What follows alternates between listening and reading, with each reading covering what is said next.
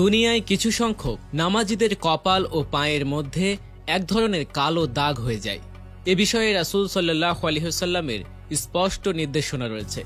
আজকের ভিডিওতে আমরা জানব সিজদার ফলে কপালে কালো দাগ পড়ে গেলে ওই ব্যক্তির কি পরিণতি হয়, এর পেছনে কি রহস্য লুকিয়ে আছে। রাসূল সাল্লাল্লাহু আলাইহি ওয়াসাল্লাম ইরশাদ করেছেন, আল্লাহ তাআলার কাছে দুনিয়ার মানুষের 2 ফোঁটা তরল এবং 2টা নিশানা সব থেকে প্রিয়।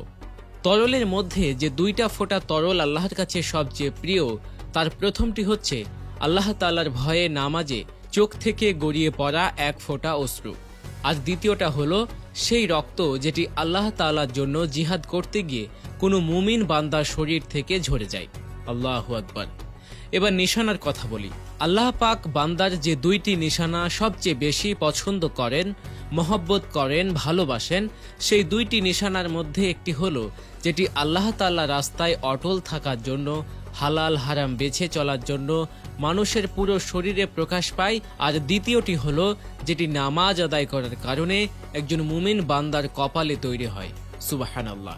এই দাগ শুধুমাত্র সিজদা করার মাধ্যমেই তৈরি হয়, আর সাধারণত এটি মুসল্লি ব্যক্তিদের কপালে দেখতে পাওয়া যায়। আমাদের সমাজে এ সকল মানুষদেরকে খুবই সম্মানের চোখে দেখা হয়।